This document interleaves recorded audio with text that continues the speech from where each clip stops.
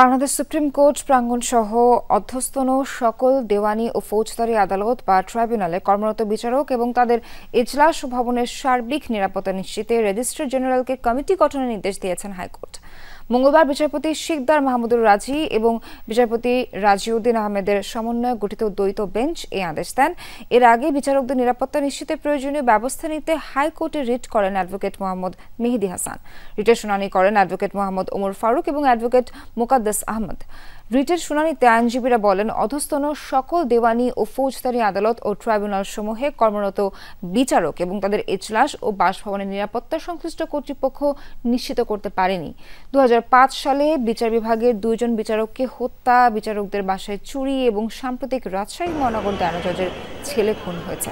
এ ধরনের আরও অপ্রীতিকর ঘটনা ঘটেছে, যা বিচার বিভাগের জন্য অশনি সংকেত। শুনানি শেষে সারা দেশে বিচারকদের নিরাপত্তা নিশ্চিতকরণে সংশ্লিষ্ট কর্তৃপক্ষের নিষ্ক্রিয়তা কেন অবৈধ ঘোষণা করা হবে না মর্মে রুল ইস্যু করেন। পাশাপাশি রেজিস্ট্রার জেনারেলকে কমিটি গঠন করে 90 দিনের মধ্যে প্রতিবেদন দাখিলের নির্দেশনা দেন।